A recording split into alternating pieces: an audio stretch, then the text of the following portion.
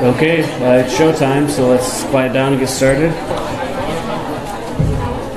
All right, the only announcements I have today are related to the class. So it's in regards to office hours this week. So Friday I won't be available for office hours. I have too many other things going on that day, so I'll just say no office hours. If you really want to see me Friday, it's not a very popular day anyway for people to come. But if you do need to come Friday, you can send me an email. I might have some brief availability here and there, but I'm not going to have like a set period of time that'll definitely be there. So Friday, no office hours, but other than that, the schedule for the near future should be normal. All right, so with that, we're going to get into more topics on Chapter 5, moving through some things related to moles, which we introduced last time. So what we're going to start with today is, if you remember what we finished with last time, we saw that if we know the chemical formula of something, we can determine the mass percents of all the elements, where it's related to the molar mass of the compound, and we determine how much mass of each element is in that compound, and we can do all that using atomic masses and molar masses and things we learned last time. Today what we're going to do is we're going to work backwards. So we're going to say if we give you the mass percents of something, of some compound, are we able to then determine the chemical formula from that? And that's what we're going to work on today. But before we dive into that, we do need to introduce a concept called empirical formula, because as it turns out, for this approach where we're using mass percents to determine formulas, we can only get what's called the empirical formula. We can't unambiguously determine the chemical formula, as we'll see. So what's the difference between empirical formula and molecular formula? For molecular formula, it's the total number of each atom in a molecule of the compound. And when we first introduced covalent compounds, we said that this is a key difference between covalent compounds and ionic compounds. In ionic compounds, the formulas are written as lowest whole number ratios, but for covalent compounds, we write what's called a molecular formula, which indicates the total number of atoms in the molecule, which may not be the lowest whole number ratio of those atoms. So the example we gave back then was that if you have NO2 and N2O4, those have the same ratios of nitrogen to oxygen, but they're two different compounds. Okay, so for covalent compounds, we typically write the molecular formula. So then what is the empirical formula? The empirical formula is the lowest whole number ratio of those atoms. All right, so even though it's not a particularly useful quantity by itself, especially when we're talking about covalent compounds, we can define that as the lowest whole number ratio.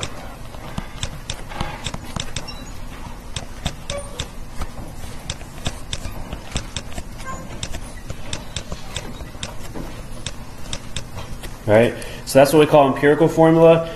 And as I kind of alluded to, for ionic compounds,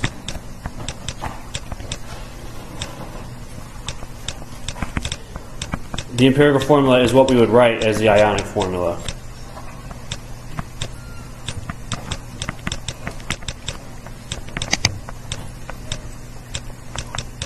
All right, so for ionic compounds, we naturally do this. We write the lowest whole number ratio of the elements as the formula. But for covalent compounds, the empirical formula would be whatever that lowest whole number ratio is. So down here at the bottom, I have a bunch of molecular formulas for covalent compounds, different nonmetal combinations, and we can relate then the molecular formula to the empirical formula. So if the molecular formula is N2H4, if we want to find the lowest whole number ratio, we divide by the greatest common factor of 2 and 4. So we can divide both of those by 2 and reduce this to an empirical formula of NH2. All right, so that would be the empirical formula of N2H4, the lowest ratio between nitrogen and hydrogen, which is 1 to 2 instead of 2 to 4. For H2O, is there any way we can reduce this? No, because we already have a 1 on oxygen. So we're always going to have whole numbers for empirical formulas as well. We don't write fractional empirical formulas. And so we can't really reduce that, so the empirical formula for water, H2O, is also H2O. In some cases, the molecular formula and the empirical formula are the same if you can't reduce it down. Then if we go down to C6H6, this is benzene, the one we talked about at the end of Chapter 4, is having those delocalized pi bonds in that hexagonal structure. This one is C6H6, so we can divide both of those subscripts by 6 and get an empirical formula of CH. And then finally B3N3H6, so a little bit more complicated one. the greatest common factor of 3 and 6 is 3. So we can divide all of those coefficients by 3 and get an empirical formula of BnH2, a 1:1 to 2 ratio of boron, nitrogen, hydrogen. So that's sort of the relationship between molecular formula and empirical formula. So if we give you the molecular formula, you just need to reduce it down to the lowest whole number ratio. So mathematically what you're doing, as I said, is you're dividing by the greatest common factor.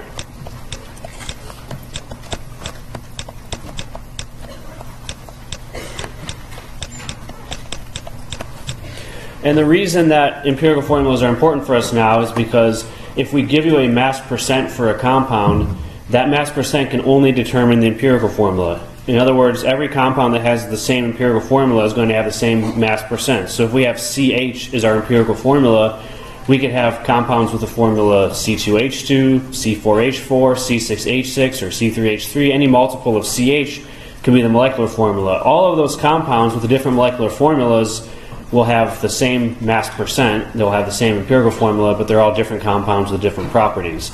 So the empirical formula is all we can really determine if we're just given the mass percent. So let's see then how we do that. A step-by-step approach for determining the empirical formula if we're given the mass percents of all the elements, or the masses alternatively. So whether we just give you individual masses of elements in the compound or we provide it as a mass percent, this is how we're going to convert those into empirical formulas. So the first thing we do is we take the mass of each element and we convert it into moles.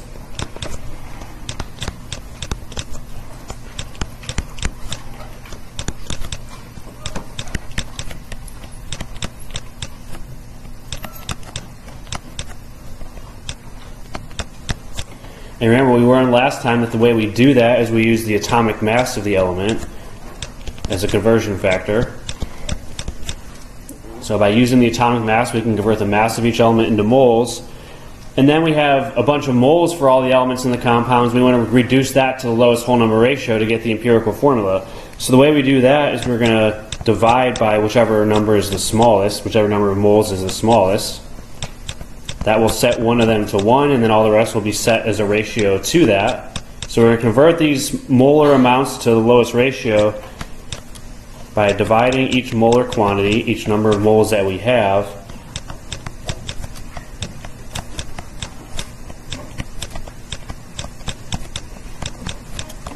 by whichever one is the smallest. Whichever one of those molar amounts is the smallest, we divide all of them by that amount.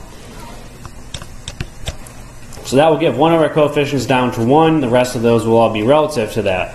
Now what sometimes happens, and I don't think I have any examples in today's lecture where we have to do this, but you will see it in some cases on the homework. So this third step is only an if necessary step. It's not going to be something you have to do all the time. But sometimes when we do the first two steps, we will have fractional coefficients. We'll have non-whole number coefficients. We want all the coefficients in an empirical formula to be whole numbers, so you don't want to have 0.5s or 0.25s or anything like that. So if necessary, we're going to take all of the coefficients and we're going to multiply by a small number to remove any fractions or decimals that we have.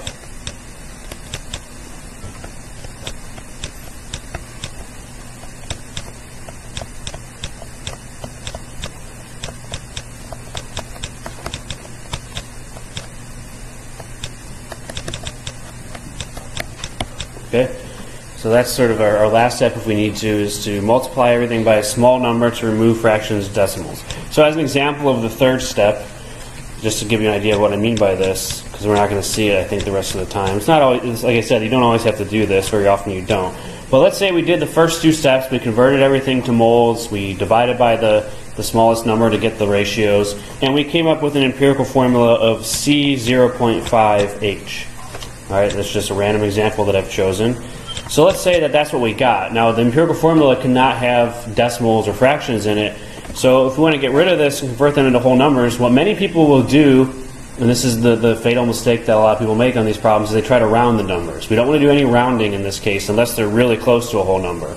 So if you're something like 0.5, if we want to get rid of that, we're going to take the whole thing, we're going to multiply it by 2. All right, so multiplying by 2 gets rid of the decimal and converts that to a whole number. And this would then be written correctly as CH2. Okay, so still the same ratio, but all whole numbers now. All right, and then alternatively, if we got an empirical formula of N0.333H. If we have 0.33, we would think about multiplying by 3 then to get that to a whole number. Okay, so if you have 0.25 as part of one of your numbers, you'll multiply by 4. If you have 0.5, you multiply by 2. If you have 0.75, you'd also multiply by 4.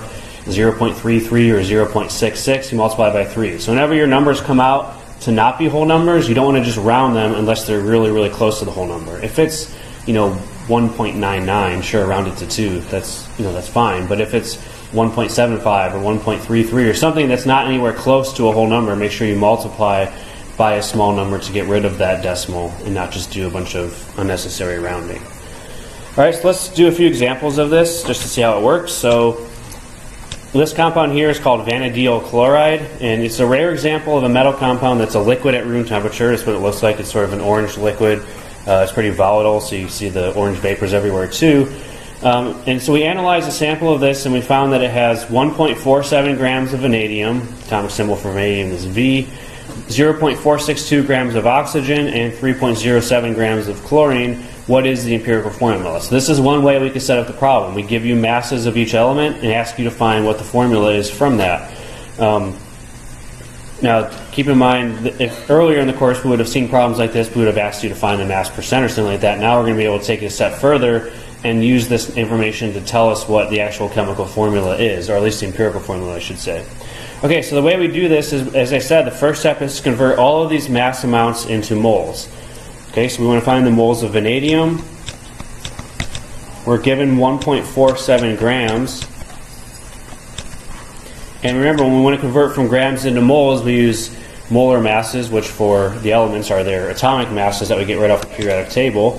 So if we go to the periodic table, we find that vanadium, atomic number 23, has an atomic mass of 50.94. That's the number below the symbol. So that tells us we can use that as a conversion factor. So we want to go into moles. We want grams to cancel, so we put the 15.94 down here, and that's per 1 mole. So grams cancel, that gets us to moles. So when we want to go from grams to moles, we divide by the atomic mass, as we saw last time. And so this gets us a number of 0.0288 moles. We do the same thing for the other elements. So we have oxygen. We have 0.462 grams. And once again, we use the atomic mass of oxygen. So 1 mole of oxygen has a mass of 16.00 grams. That's the number we would get off the periodic table for oxygen. Grams cancel out, that gets us into moles. And so for oxygen, we get about the same number, 0.0289, if we're rounding to 3 significant figures. Then the last one is chlorine. Our compound has 3.07 grams of chlorine. We convert into moles, and the atomic mass of chlorine is 35.45.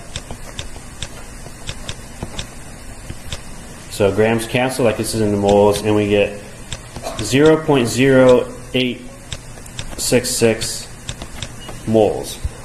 Now, if the powers that be in chemistry, which I'm not one of at the moment, if they decided that it was okay to have decimal numbers in your empirical formula, we could just stop here and say that our empirical formula would be V 0.0288. We have that many moles of vanadium, oxygen 0.0289, and Cl 0.0866. But to be able to compare things across all these different measurements and calculations we do, we want to reduce that to whole numbers. And that's how we do it for empirical formulas.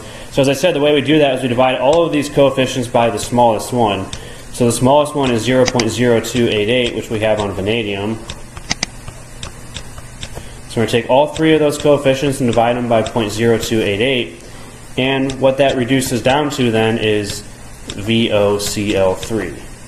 Alright, so 0.0288 divided by 0.0288 gives us a coefficient of 1 for vanadium. We don't write coefficients of 1 typically. Oxygen, it's not going to be exactly 1. It's going to be something like 1.01 or whatever, which is close enough. So we reduce that to a coefficient of 1. And then 0.0866 divided by 0.0288 probably not exactly 3, but very close to 3, and so we get a subscript of 3 on chlorine, and that's going to be our final empirical formula. Everything's a whole number, we don't have to do that additional last step. So if we're given masses directly, we just convert each of them to moles, and then we have to find the lowest ratio of those mole amounts in that second step. All right, any questions on this one? Okay, a slight variation of this will be if we give you mass percents instead. So instead of giving you mass amounts, we give you percentages. So what we're told here is we have a binary compound consisting of boron and fluorine, and the mass percent is 15.94% for boron. And we want to know what's the empirical formula. Now, this problem appears to have a lot less information because we only have one mass percent. We're not given masses in this case, we're given percentages. So let's see how we deal with this one. So the first thing to realize is if it's a binary compound, what does that mean? Binary means 2, so that means we only have 2 elements in the compound. And we're telling you this boron and fluorine, so there's no other elements to worry about, just 2 elements. And so when you have a binary compound, or any compound really, the sum of the mass percents is equal to 100. So if we want to find the mass percent of the other element, fluorine, it's going to be just 100% minus the mass percent of the other element, which is boron.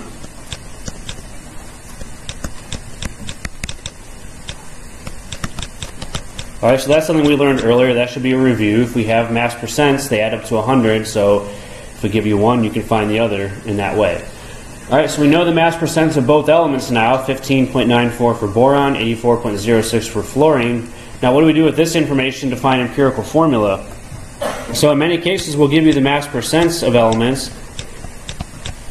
And as we talked about at the beginning of the course, with the law of definite composition, mass percent is what we call an intensive property. You can assume any amount of compound you want, and the mass percents will be the same.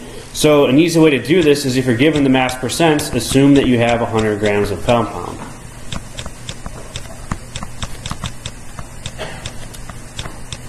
Okay, because percent is the mass of each element per 100 grams. So if we assume we have 100 grams of the compound, we then assume that we have that many grams of the elements that correspond to their percents. So then for boron, if we want to find the moles of boron in 100 grams, the mass percent of boron is 15.94%. So in 100 grams of compound, we would have 15.94 grams of boron. And that's going to be our starting point then.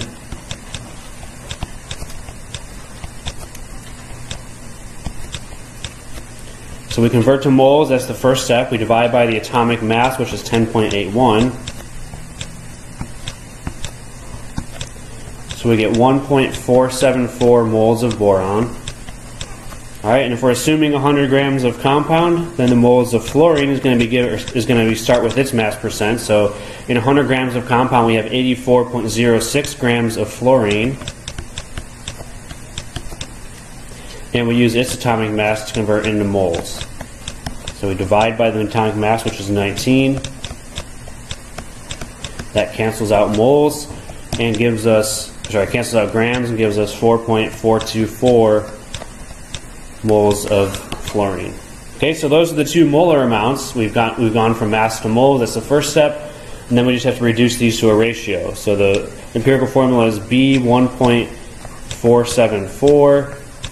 F 4.424. We divide both of those by the smaller one, which is 1.474. Oops, there's too many numbers, sorry.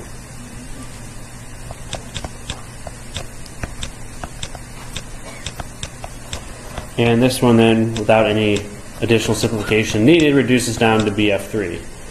Okay? So for mass percents, it's very similar. You just treat each percentage as the mass of the element that you're starting with. You assume 100 grams of that compound, and the mass percents convert directly into grams in that case. Okay? So that's another variation on the same theme. Now the last thing we want to talk about is these approaches, using mass amounts of elements or using mass percents as we did here, only give us the empirical formula. What if we want to know what the actual molecular formula is? What do we do there? So for that, we need an additional piece of information.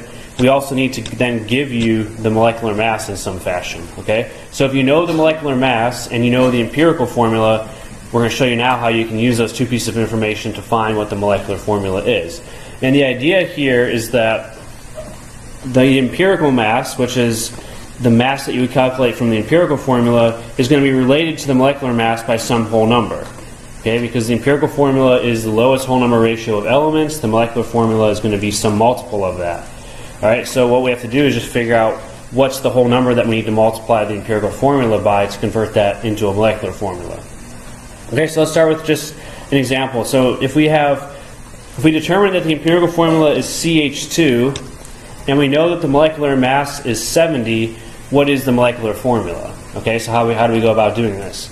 So the first thing we need to do is we need to find the empirical mass, which is not a particularly meaningful quantity, but is the mass that we get, the molar mass that we get from the empirical formula, which we need to do this type of operation. So for CH2, which is our empirical formula, the empirical mass is just given by the sum of the atomic masses, just like we would for a molecular formula. So our empirical formula has 1 carbon, and the atomic mass of carbon is 12.01 from the periodic table. Our empirical formula has 2 hydrogens, and the atomic mass of hydrogen is 1.008. I'm doing this in AMU. You can think of this in grams per mole too. Remember the two quantities are equivalent. So this is our contribution from hydrogen, and so what we get is approximately, I'm not going to round not to too many decimal places here because we don't need that many, we get 14 AMUs. Okay, so our empirical mass is 14 grams per molar AMUs. That's the mass of 1 carbon and 2 hydrogens. We're told that the molecular mass is 70, so what we want to do is find then the ratio of those two masses. So the molecular mass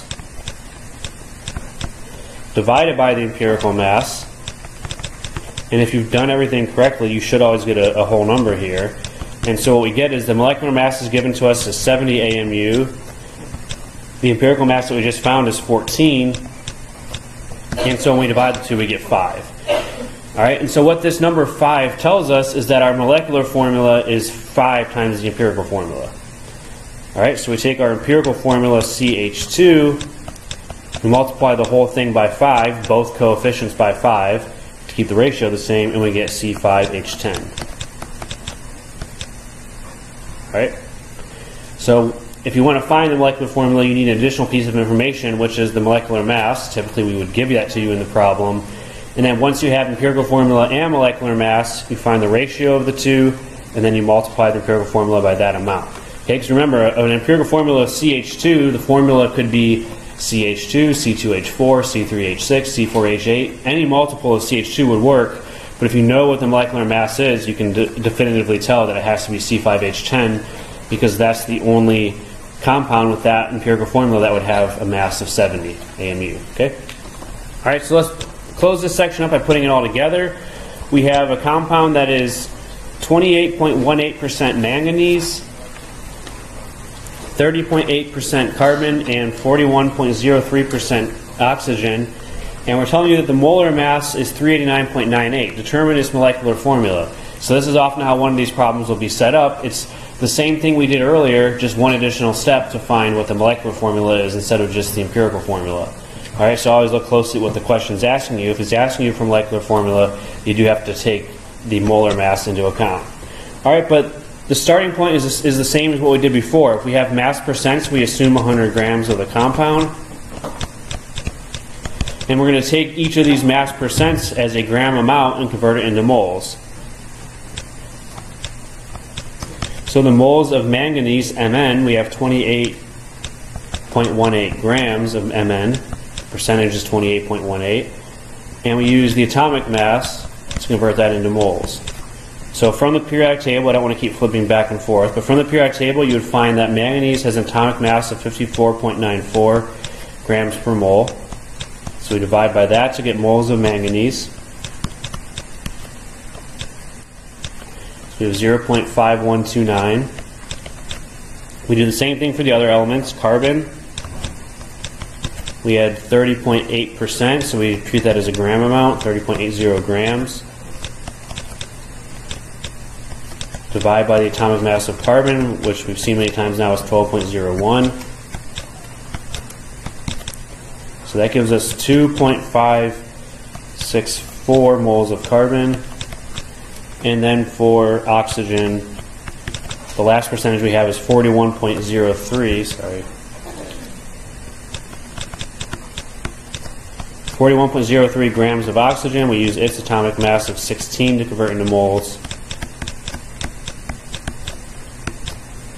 And we get the same number, 2.564. Alright, so then we have the mole amounts of each element. We convert those to the lowest whole number ratio to find the empirical formula. So Mn 0.513, carbon 2.56, oxygen 2.56. We can lop off the sig figure too without having too much problems here. We divide these by the smallest amount, which is 0.513.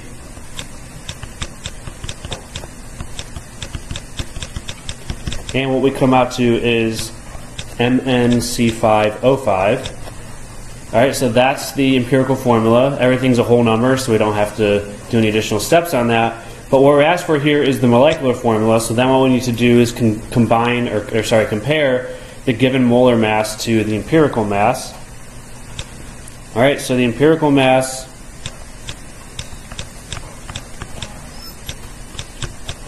is the sum of all of the atomic masses in the empirical formula. So we use those numbers up here, so we already have them in front of us. It's 54.94 for manganese, and there's one of those. We have 5 carbons, and their atomic mass is 12.01. And 5 oxygens with a mass of 16. So the empirical mass in this case is 195.00. And then finally we take the molar mass and we divide by the empirical mass to figure out what whole number we have to multiply our empirical formula by to get the molecular formula. So we take the two and we divide them. So our given molar mass is 389.98. The empirical mass that we just calculated is 195.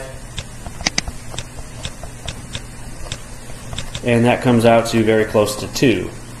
Alright, again, if you're really close to the whole number, you should be close to the whole number at this stage, and if you're not, that means you likely messed something up. So then what that number 2 means is our empirical formula needs to be then multiplied by 2 to get the molecular formula. So the molecular formula of this compound is Mn2C10O10. Alright, and I just realized one possible source of confusion. This is a molecular compound that includes a metal. So we, in the simplest sense in this course, said that any compound with metals and nonmetals is ionic. This is not an ionic compound, but don't worry about that detail. Just follow the steps that we learned to get the molecular formula of Mn2C10O10. Alright, so that's you have to double the empirical formula to get the molecular formula in this case. Alright, so that takes us to the end of that section. The next thing we're going to do, any last questions on that?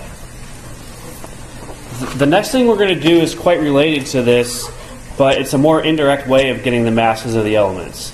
But it is relevant because this is how we do things often in real chemistry research. So this is what's called combustion analysis. You take some compound, typically this is done on organic compounds, things that have a lot of carbon, hydrogen, other elements like oxygen, nitrogen are common as well. You burn your compound, so you set it on fire. We're going to talk in more detail about combustion reactions a little bit later on in the course, but what happens when you burn an organic compound is that all of the carbon that was present in the compound gets converted into carbon dioxide. All of the hydrogen that was present in your organic compound comes out of your, as water or water vapor when you burn it. And then finally you have all this other stuff that gets converted into other stuff as well when you burn it, but we don't have direct information about that. But the way that this analysis works is we can measure the mass of CO2 that comes out of our combustion reaction. So we burn the compound, we measure how much CO2 is formed, and from this we can extract how much carbon was originally in the sample. Alright, because when we burn something, we burn it in the presence of a large amount of oxygen. So the carbon that's in the sample reacts with oxygen to form CO2, and then once we know the mass of CO2, as I'll show you, we can back out how much carbon was in the original sample. Okay? And then the same thing for water. All of the hydrogen goes into the water, so we can then use the mass of water to back out the mass of hydrogen. And then finally, how do we figure out what else is in the compound? Well, we have to know at least what elements are present, and the mass of all that stuff is just given by difference. So if we know the total mass of compound that we started with, that we burned,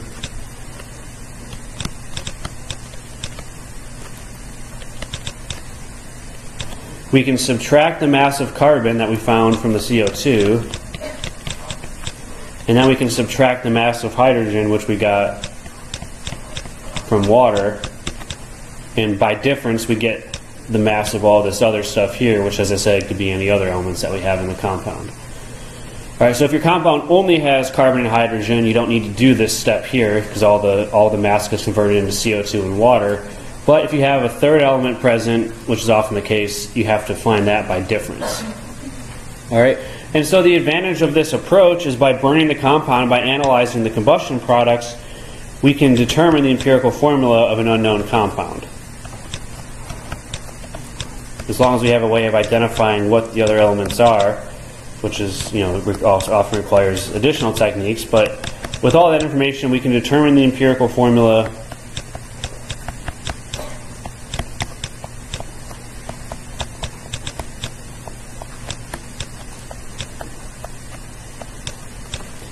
Now, in the types of problems that you guys will do on the exams and homework assignments, most often this is how we'd set it up. We would say we burned an organic compound, we got this much CO2, this much water, and figure out what the empirical formula of the compound is, and I'll go through examples of that.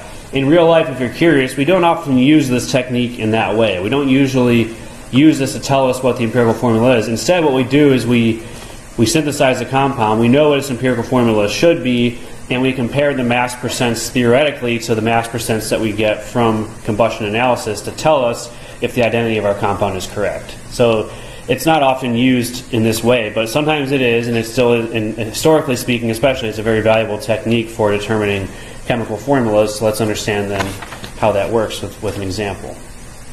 Okay, so these problems, there's nothing here in these combustion analysis problems that's terribly difficult. I just want to warn you that it's a lot of steps. Yes? The mass of oxygen doesn't matter because as we'll talk about when we start doing stoichiometry, we're burning it in an excess of oxygen. So there's always more than enough oxygen present. And the problem is you can't directly determine the mass of oxygen because some of the oxygen goes into making CO2, some of it goes into water. If there's oxygen in your compound, then some of that oxygen will be in there as well. So there's no way to directly get the mass of oxygen. So you have to always also do that by the indirect method. So you just don't know where all the oxygen comes from in the CO2 and the water. Some of it comes from the compound if it's there, but most of it will come from the atmosphere that you're burning it in. So it's just not possible to directly measure that. All right, so let's see how this works then. As I was about to say, these types of problems, there's no individual step here that's terribly difficult for us. All this stuff should be pretty familiar at this point based on the stuff we've done the last two classes. But it's a lot of steps, and so you have to be careful with each step to make sure you don't make an error anywhere and make sure you do all the steps properly. So it's just, there's a lot of things going on here that are easy to make a mistake on. So just make sure we're clear on all this. All right. So what we do here, we have a compound that has carbon, hydrogen, and bromine, and we analyze it by combustion. So we take 5 grams of this compound and we burn it, and we result in 0.871 grams of CO2, 0.179 grams of water. What is the empirical formula? All right, so keep in mind, as I said, the carbon and hydrogen we analyze directly from the amounts of CO2 and water. Everything else in there we count as the other stuff. We're going to have to get that at the end by difference. So bromine in this case is our other element or other stuff that's in the compound. We don't directly analyze bromine in this case, but we can figure out what it is in the last step, as I'll show you. Okay. So the steps for these, the first 2 steps are always going to be to find the mass of carbon and the mass of hydrogen. And so what we do then is a bunch of conversions that allow us to do that. Now there's a few different ways to set up these calculations. I'm going to do the one that I'm most comfortable with and I think is most directly relevant to what we've done up till now, but there are other ways that you can think about this. You'll get numerically the same answer, but some different approaches if you're more comfortable with that. But the way I do it is, if we want to find the mass of carbon, we know that we were forming 0.871 grams of CO2. That amount is going to be given to you in the problem. And what we're figuring out is, of this 0.871 grams of CO2, how much of this mass is carbon? So this CO2 is going to be carbon and oxygen. What portion of this 0.871 grams is the carbon, which all came from the compound that we burned? So the way that I like to do this is first convert into moles of CO2. And so for this we need the molar mass of CO2.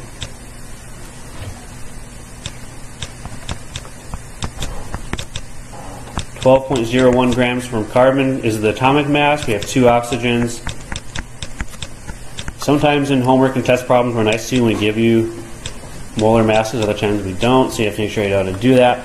So the molecular weight of CO2 is 44.02, so that means if we want to convert grams into moles, we divide by that number, 44.02 grams of CO2 in 1 mole. So that cancels out, we're in moles of CO2. Now we want to find out how much carbon is in there. And so from the chemical formula, CO2, there's a subscript of 1 on carbon, which isn't shown. And so that means for every mole of CO2, we have 1 mole of carbon.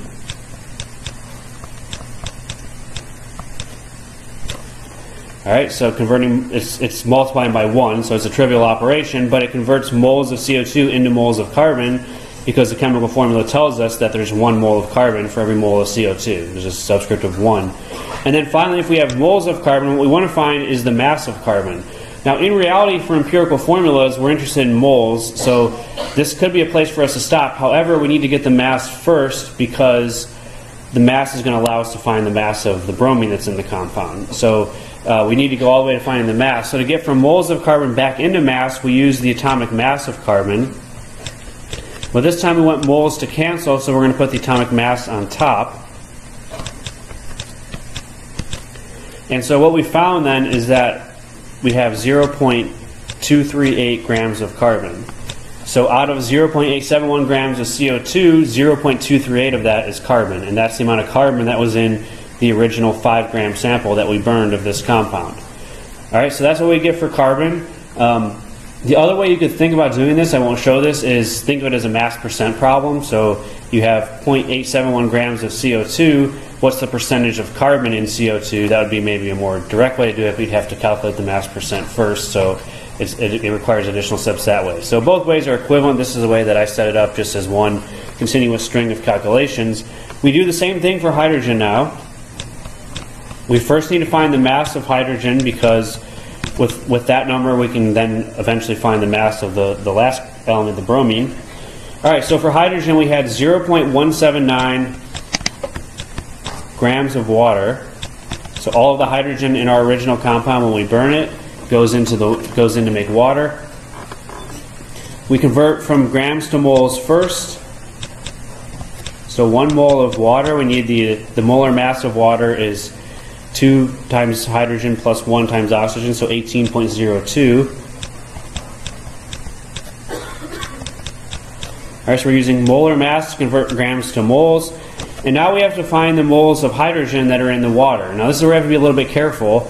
The formula for water is H2O. So that tells us for every 1 mole of H2O, we have 2 moles of hydrogen. So that's the only place where this calculation differs a little bit. It's a 2-to-1 mole ratio of hydrogen to water because of this subscript 2 that we have in H2O. Okay, so that's what that number means. We have 2 moles of hydrogen, and then we convert back into grams of hydrogen using the atomic mass of hydrogen, which is very close to 1, so that won't change the number very much. So the atomic mass of hydrogen is 1.008 grams, and that's grams of hydrogen for every 1 mole of hydrogen. And so that cancels out, and we get 0.0200 grams of hydrogen. Okay? So that's the masses of carbon and hydrogen, which we extract from the CO2 in the water. And then finally, we want to find the mass of bromine. As I said, we do that by difference. Okay? So by conservation of mass, if we had 5 grams of compound, and that compound contained 0.238 grams of carbon and 0.0200 grams of hydrogen, the rest of that 5 grams must be the last element, which is bromine. So the mass of bromine is going to be the original 5 grams of compound that we started with,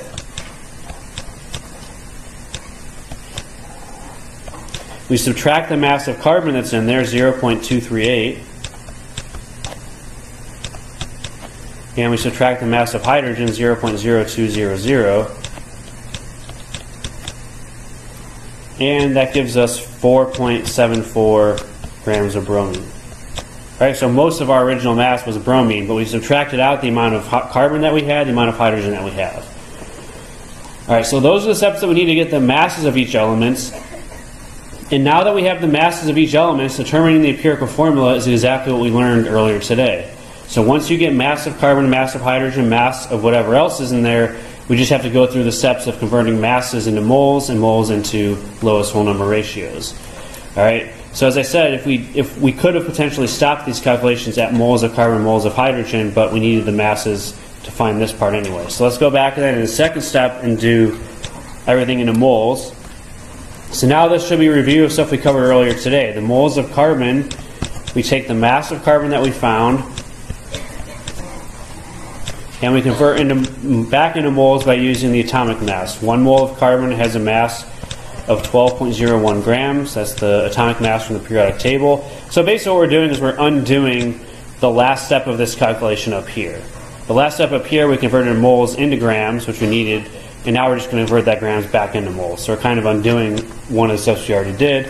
And so what we get for this is 0.0198 moles of carbon.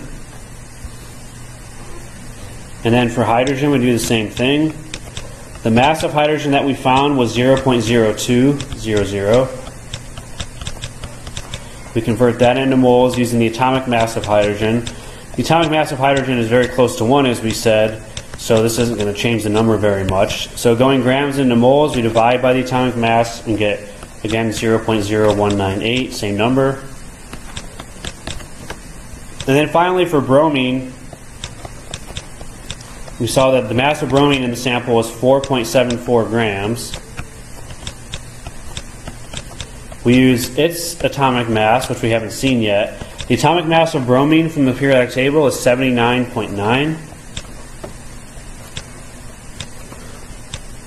If you've done stoichiometry problems your whole life like I have, you'll remember these numbers without having to look them up, but you'd get this number from the periodic table, 79.9.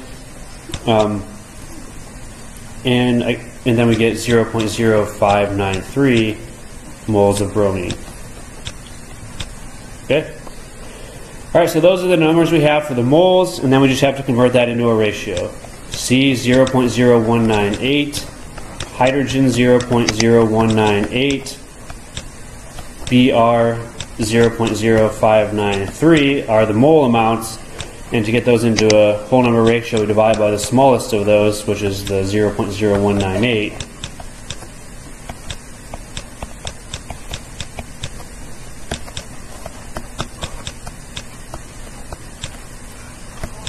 And we should get CHBr3, 1:1:3 ratio. Okay? So we've just done a bunch of different ways. What we spent the whole time today doing so far is determining how to find empirical formulas, and as we saw, there's 3 ways we can do that. We can give you the masses of the elements directly, we can give you mass percents, which is an almost identical approach, or in this case a more indirect approach of using combustion analysis, where we have to back out the masses of carbon and hydrogen from the masses of CO2 and water. So there's a few variations on the same theme. Once you have the empirical formula, if they give you the molar mass, you can find the molecular formula. Alright, so that sort of takes us to the end of that. What we're going to transition into now, any last questions on combustion analysis? I keep forgetting to check for questions. What we're going to transition into now are chemical equations and stoichiometry, which is a topic that I'm sure many of you have some familiarity with from high school, or if you took Chem 1301, you probably did it there too.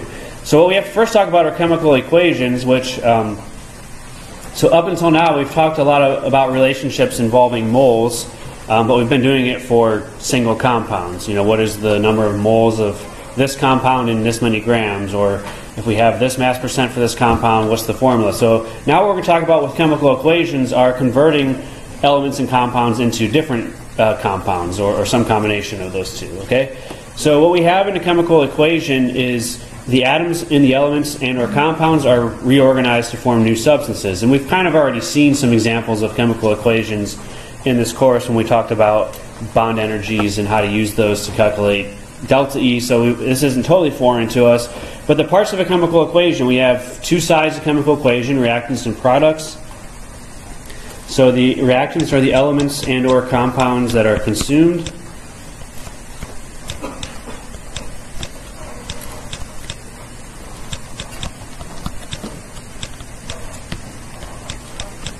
And in a standard chemical equation, we put these on the left side of the equation. So that's the things that we're putting into the chemical reaction. And then the products are the elements and the compounds that are formed during the chemical reaction.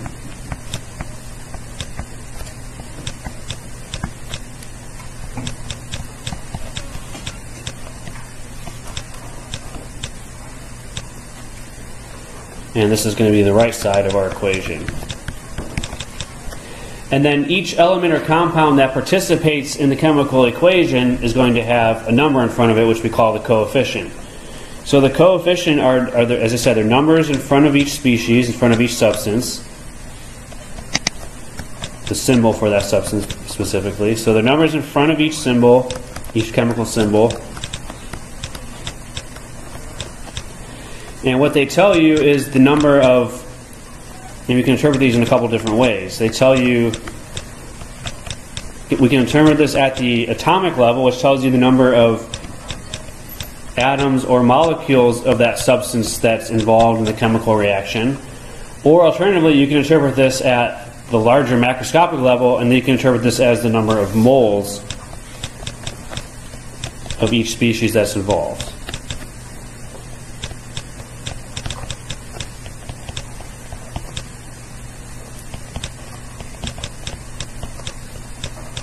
Okay, so we can interpret those coefficients in two ways, either as individual numbers of atoms and molecules that react or participate in the reaction, or as moles of those substances that, if we're thinking about it at a much larger scale.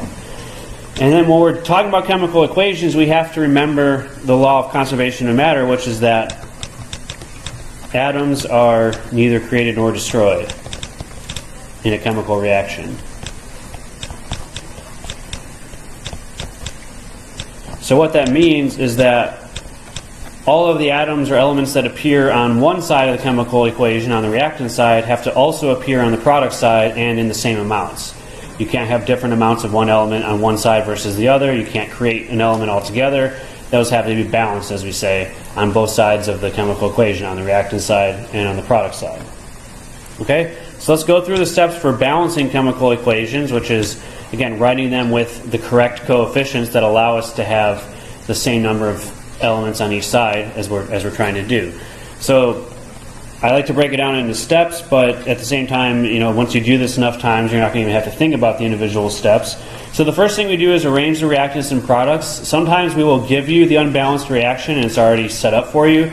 Other times we will describe it to you in words and you have to put the reactants and the products on the correct side. So as we said, reactants on the left, products on the right.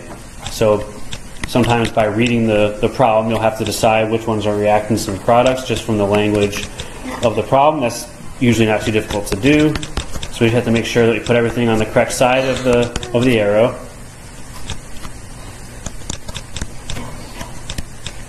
The reactants and products are separated by an arrow that points from left to right.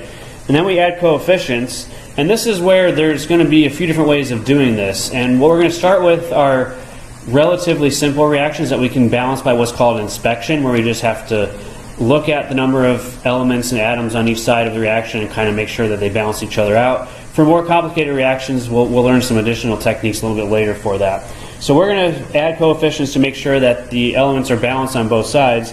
And the way that I like to start is, and sometimes there's not an obvious starting point or there's more than one way to do this, but find whichever of the species in the reaction is the most complex and set it to 1.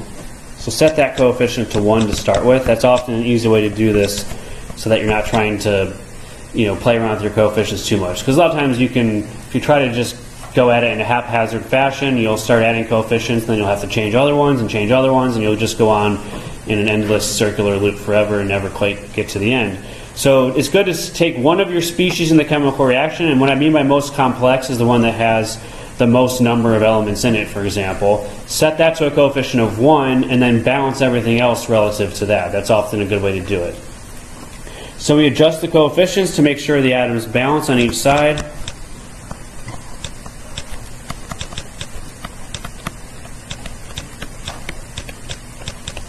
And usually when we ask you to balance a chemical equation, we're going to ask you for whole number coefficients. So when possible, use whole numbers to do this. Sometimes it's not possible to use whole numbers for every coefficient, in which case at the end you'll have to adjust the coefficients by multiplying by a certain small whole number to make them whole numbers. Okay, so it's not always possible to use whole numbers, and technically it's not incorrect to use fractional coefficients. But generally on homework questions and test questions we will specify that you should use whole numbers. And so if you get a balanced reaction that doesn't have whole numbers, you need to adjust all the coefficients by the same factor to make them whole numbers. Alright, and then you want to check your work. So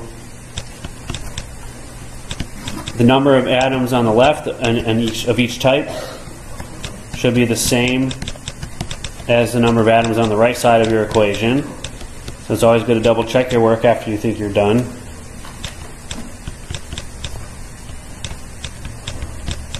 And then what you'll often see in chemical equations, and I'm usually pretty bad about putting these in, so you won't see them a lot in class, but you'll sometimes see them on homework assignments, or states of matter. So we haven't talked a lot about states of matter yet, but a lot of times in each species in the chemical equation, it'll have a little letter next to it to tell you what kind it is. So you'd have like an S that tells you it's a solid,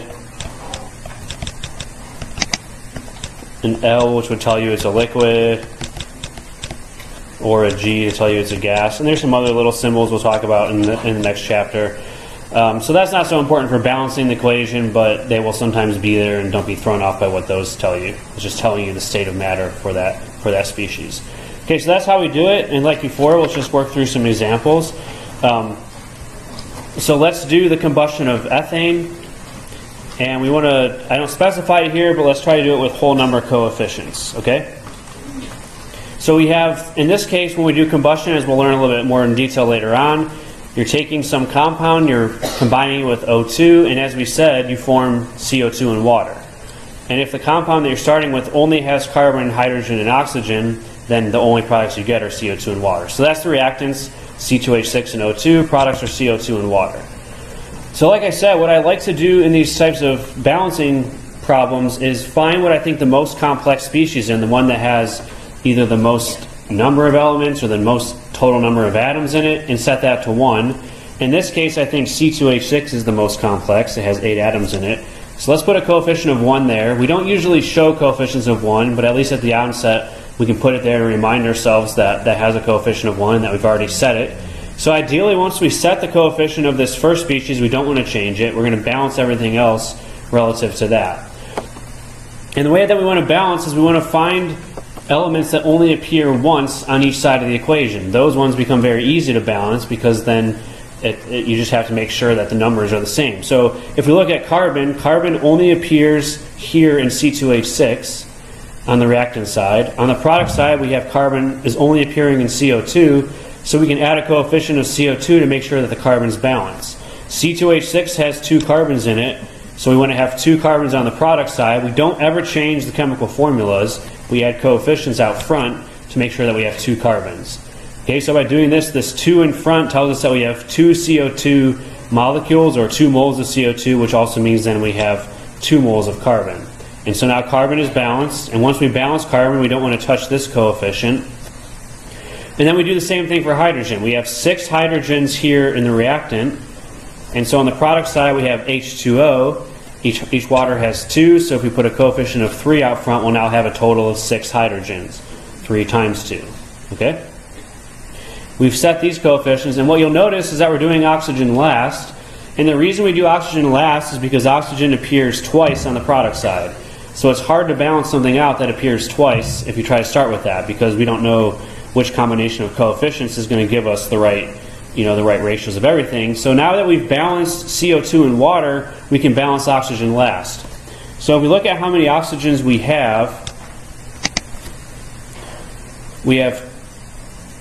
2 times 2 oxygens from CO2, a coefficient of 2, and then 2 for each molecule.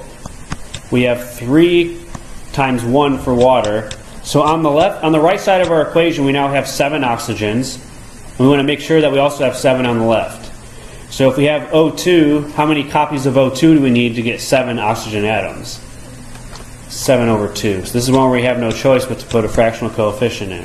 Because this is O2, so remember that to find the total number of that atom, we take the coefficient and multiply it by the subscript. So 7/2 times 2 is 7, which is what we also have on the left side. On the right side, sorry. But then, as I said, we want to get these into whole numbers. So if you start with fractions, we want to multiply everything by something that gets rid of the fractions. So if we have a fraction of 7 over 2, if we double everything, that will get rid of that. Now remember, when you double coefficients or multiply them by some factor to remove fractions, you have to do the same thing to every coefficient.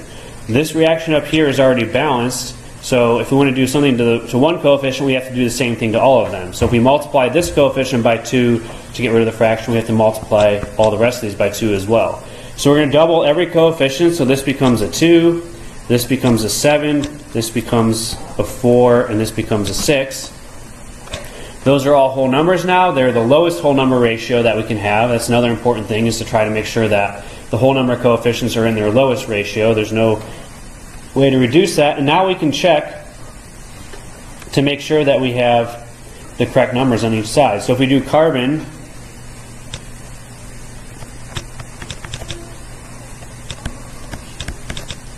let's make sure that we have the same number of carbon on each side of the equation. So on the left side we have a coefficient of 2, and our reactant has 2 carbons in the molecule, so that's a total of 4 carbons. On the right side we have a coefficient of 4 for CO2. CO2 has 1 carbon. And so we have 4 carbons on both sides, so carbon checks out. If we do, let's do hydrogen next is a better one to start with. On the left side we have a coefficient of 2 for the reactant that has hydrogen in it, and 6 hydrogens in that, so that gives us 12 hydrogens. And then on the right side we have a coefficient of 6 in front of water. That's the only place that hydrogen appears, and there's 2 hydrogens per water, so again a total of 12, so the left and right match each other.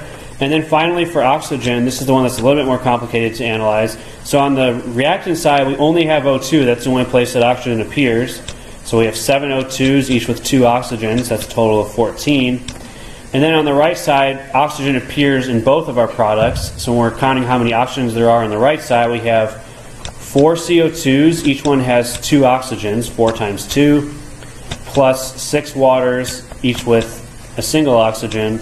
And that gives us 8 plus 6, which is also 14. All right, so that's how we check ourselves at the end. We make sure that the number of atoms of each type that we have on the left side is equal to the number of atoms we have of each type on the right side. Okay? All right, so that's one example. Let's just keep going, doing a few more here. We're probably not going to get to the end of everything today, but that's okay. All right, so let's say we have Fe2O3, which is rust, and we form it by the reaction of iron and oxygen gas. Write the balance equation for the formation of rust. So this is an example of a problem, and this is often going to be encountered as either part of a larger problem or as a problem on its own, where we're just describing the reaction to you in words, and you have to then arrange the reactants and the products. Okay? So when we say that Fe2O3 is formed, that means that that's the product. And it's formed by the reaction of iron. The chemical symbol for iron is Fe. That's one of the ones on the periodic table you're expected to know. And the other reactant is oxygen gas. So what we're saying is that iron and O2 are combining to form Fe2O3. So this is a case where we have to take the words in the problem and translate it into a chemical equation, and then we need to go through and balance that equation. So like I said, let's set one of these to a coefficient of 1. This is the one that's more complicated. It has 2 different elements in it and 5 total atoms. So let's set that to 1. If we have 2 irons on the right side, Fe2O3, we put a coefficient of 2 in front of Fe to balance that. And then now we have 3 oxygens on the right side. So if we have O2, we need to have 3 halves O2 to give a total of 3 oxygens on the left side. Okay, so that's another example where we have no choice initially but to use fractional coefficients. So 3 halves O2 is 3 oxygens, same as we have over here. And then if we want to get whole numbers, which I didn't specify in this problem, but very often we would, we have to double everything again to get rid of that fraction. And so what that comes out to is 4 iron plus 3 O2 going to 2 Fe2O3. So that's the way that we can balance that reaction with the smallest whole numbers. So very similar to before, we just had to make sure we write out the reactions and products correctly before we started adding coefficients. And we can double check our work. On the left side we have 4 irons. On the right side we have 2 times 2, which is also 4. On the left side we have 3 times 2, which is 6 O2s. On the right side, 6 oxygens, sorry, and on the right side we have 2 times 3, which is also 6 oxygens. So the number of elements we can check out is balanced. All right, so that's just a slightly simpler one. Now let's do one that's a little bit more complicated. And the reason I picked this one is because this is the first chemical reaction I did when I was doing undergraduate research, so this reaction holds a special place in my heart. So we're going to form this complicated species, cesium-4, rhenium-6, selenium-8, iodine-6. Has a cool structure too that I won't get into at all. And we can form this by taking rhenium metal, elemental selenium, Se, cesium iodide, and I2, all 4 of these ingredients. We mix them up and we heat them up to 800 degrees Celsius for about 4 days. All right, so this is called a solid state reaction. We're taking 4 solid reactants, mixing them together, and just blasting them in a furnace for a really long time. And we want to write the balanced reaction and then determine the sum of the coefficients when we're using the smallest whole number. So this is a way that we'll often ask questions in Blackboard, because obviously in Blackboard we're not going to expect you to type out entire balanced reactions, but what we'll ask you to do often is balance the reaction and then report something about the coefficients, either the coefficient for one of the reactants or the products, or the sum of the coefficients on one side, or the sum of all the coefficients. So that's just kind of giving an idea of how we'll ask these questions in Blackboard, where we have a limited ability to have you guys write down long, complicated answers. So on this side we assemble the reactants and the products. This one looks a lot harder than it is, as it turns out. So we have rhenium, we have selenium, cesium iodide, and I2, and that forms this. Yeah, I should put this lower. I'm not going to be able to fit that there, sorry. Okay, so let's do that again. Rhenium plus selenium plus cesium iodide plus iodine goes to CS4RE6 Se8I6. And so what we want to do then is arrange the coefficients to make sure the left and right side are balanced. It looks a lot harder than it is, but the same approach that I described to you is going to still work. We're going to find the most complicated species in the reaction and set that to a coefficient of 1. I think in this case it's pretty obvious what the most complicated species is this guy here, which has all of the elements in it, and a lot of them. So that's going to be set to 1, and then we're going to go through and balance the left side. And we want to start with the elements that only appear once on the left side of the equation. So rhenium, selenium, and cesium only appear once on the left side. Iodine, though, appears twice. We have iodine here, so we're going to do that one last. Anything that appears twice on one side of the equation, you typically want to save for the end if possible. But rhenium only appears once. We have 6 rheniums in the final product here, so we'll put a coefficient of 6 out in front of that reactant. Selenium only appears once. We have 8 seleniums in the product, Se8, so a coefficient of 8 will keep that balanced. And then finally, cesium is the last one that appears, so we have 4 cesiums in the product, so we put a 4 in front of there to make sure we have 4 cesiums on the left side as well. Now here's where we have to check the coefficients for iodine. So we've set coefficients for the product, we've set coefficients for the 3 reactants, so the only one we want to change now is I2 if we need to. So we have 6 iodines on the product, I6. We have 4 here in cesium iodine, so how many more do we need? We need 2 more. This already has 2, so we just need a coefficient of 1 to make sure we have the right amount of iodines. Okay? So those are all the coefficients. And then what this question asks for is the sum of the coefficients on the reactant side. Okay, so the sum of all the reactant coefficients is going to be 6 plus 8 plus 4. And then the one that's sometimes easy to forget is this 1 here. So a lot of times when you balance reactions, as I said, you don't write the coefficients of 1, but those are still implied. So if we ask you for the sum of coefficients, make sure you don't forget the implied coefficients of 1 that are sometimes going to be present. And so this one will then come out to 19 when we include all of these. So don't forget the coefficients of 1, which will not always be written directly, but will still be there, of course. All right, so that's how we balance reactions. The last thing we're going to move into, at least for part of today, we won't probably get through the end of everything, is stoichiometry. Okay? All right, so this is a topic. So when I did that chemical reaction as an undergraduate student, the one we just went through, the task that I was given is, okay, this is the reaction, this is the ratio of all the reactants that we need to form that product, figure out the masses of all of those that we're going to use in this chemical reaction. So what stoichiometry allows us to do is it allows us to calculate the amounts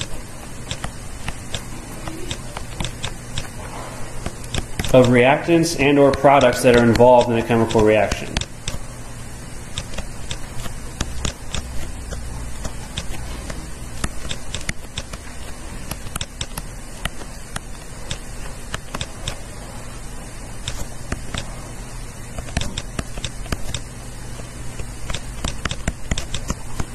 So the way this works is we typically we just need to know the amount of one reactant or one product that's in that chemical reaction that's either used as a reactant or formed as a product. And if we know that amount, we can use that to calculate the amounts of all the other reactants that are involved in the reaction or all the other products that are formed as well. So we just need the amount of one substance, and then we can use stoichiometry to calculate the amounts of all the other substances that would participate in that reaction. Now this always starts with a balanced chemical equation.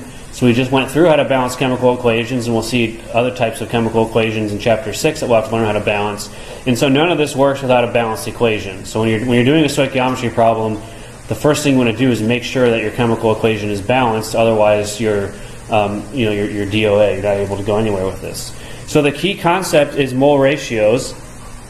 And so what we do is we're going to use the coefficients in the balanced reaction.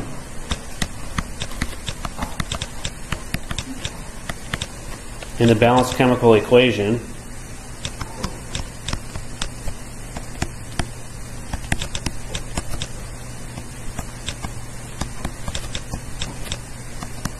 And these coefficients tell us the relative number of moles of each substance that participate in that reaction.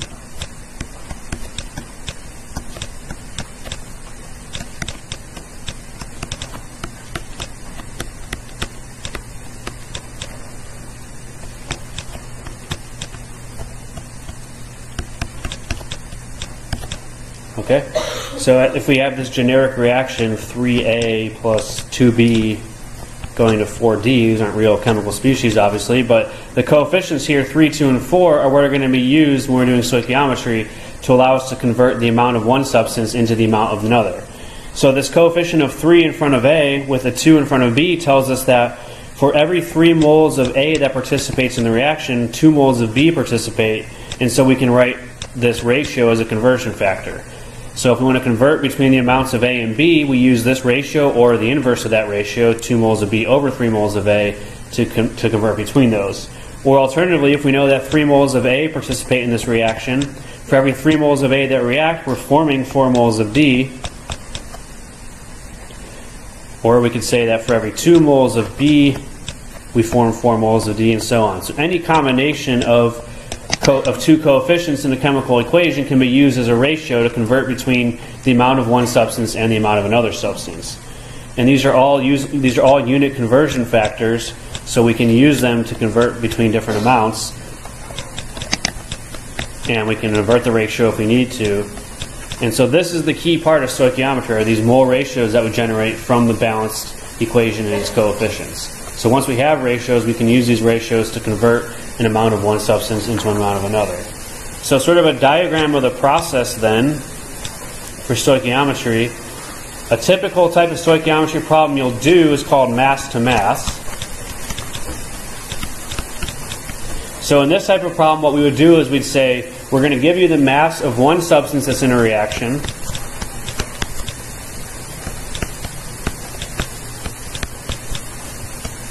And we're going to ask you, okay, if we use this many grams of substance A, if it's either used as a reactant or formed as a product in the chemical reaction, how many grams of substance B are then going to be used as a reactant or formed as a product, whatever its role is.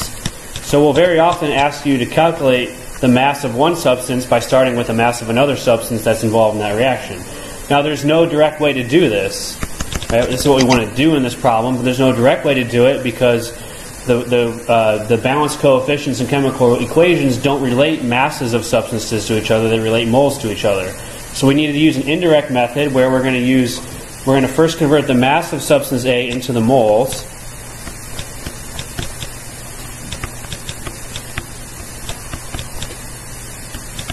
And as we already learned, converting mass into moles uses the molar mass, or just known as abbreviate the molecular weight.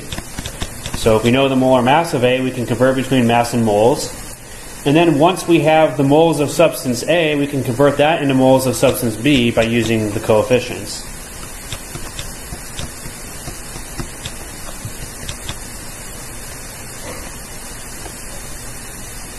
Okay? So for this conversion, in either direction, we're going to use stoichiometric coefficients, or stoichiometric ratios, I guess is a better way to say it, which come from the coefficients in the balanced equation. Okay, so that allows us to convert moles of one substance into moles of another. And then once we have moles of substance B, if our final goal is to convert that into a mass of substance B, we then use its molar mass to convert back into grams. Okay? And what we should recognize is that within this sort of flow chart here, we can start anywhere and end up anywhere. So if we told you how many moles of substance A were in the reaction, we could then convert into these different quantities in a different direction. But the key point here is this part here, relating the moles of the two substances to one another using the stoichiometric ratios. And then one other variation on this is what we'll sometimes do. As I said, this isn't very practical, but sometimes we'll have you do it on homework assignments and tests anyway, is we want to know how many atoms or molecules of this substance participate. And so if we're asking you how many atoms or molecules of substance A participate, we relate that to the moles using Avogadro's number, as we talked about last time. And we can do the same thing with substance B. Sorry, that's too big of an arrow.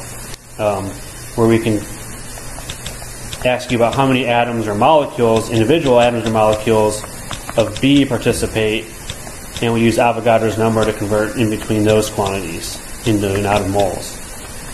And technically speaking, these two quantities here could also be related by stoichiometric ratios if you wanted to.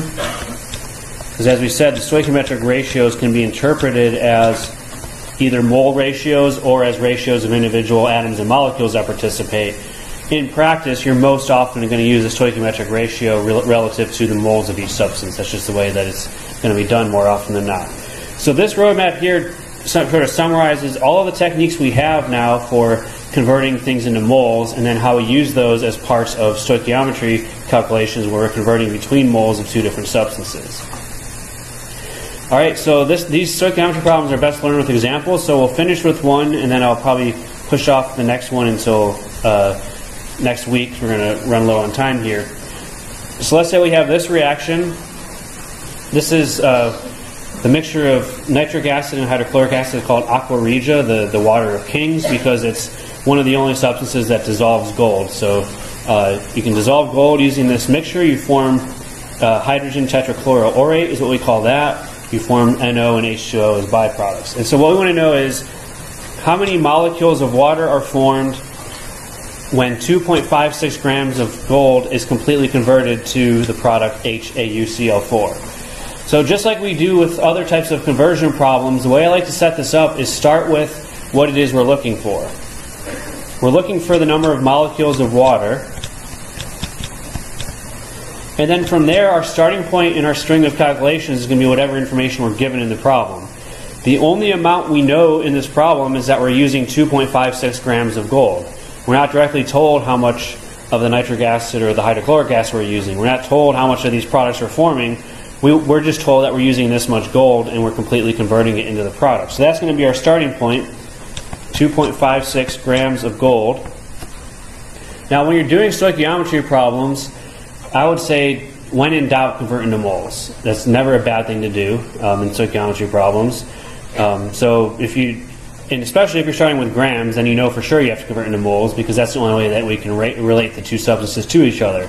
So when you're given grams of substance, convert it into moles first off. And so this step here is just going to be using the atomic mass of gold to go from grams to moles. We did that a few times last Monday. So we want grams of gold to cancel. We want to go into moles. And so we're going to divide by the atomic mass, which is 196.97. That's from the periodic table. And so grams cancel. Now we have moles of gold. But what we're interested in is how much water is formed in terms of number of water molecules. And so for that, we're going to now convert from one substance into another. So once we have moles of one of our reactants or products, we can convert it into the moles of something else using the coefficients. And so what we do then is, the next step here, we want moles of gold to cancel. We want to convert that into moles of water. And the way we can do that is with the coefficients. So in this balanced chemical equation, I gave it to you, it's already balanced. It already has a coefficient, so we don't have to worry about that. We see that the coefficient in front of gold is 1. There's no coefficient, so it's 1. So for every 1 mole of gold that reacts, we're forming, this coefficient is 2, so that means we're forming 2 moles of water. So if we want to convert moles of gold into moles of water, we multiply by the mole ratio 2 over 1, because 2 moles of water form for every 1 mole of gold that reacts. That's what the coefficients will tell us. Now we're in moles of water, but we notice that that's not what we're looking for. We're looking for a number of water molecules. And as we said in the last one, if you want to go from moles into the number of individual atoms or molecules, that's where we use Avogadro's number. So the last step here is we want moles of water to cancel. And the definition of a mole is that in 1 mole of water there are 6.022 times 10 to the 23rd, Avogadro's number, molecules. Okay, so that's the last step. As I said, it's not particularly useful or practical to calculate the number of water molecules that are involved in transformation, but that's what we're doing here, and what we end up with is 1.56 times 10 to the 22nd molecules of water. Okay? So it's, in most cases when you're doing stoichiometry problems, the conversions and all the calculations can be done as a single string of conversions, where the key step here is these mole ratios. I think the last couple are all related to each other, so I'll push them off onto next time, and we'll continue with more things related to stoichiometry on Monday.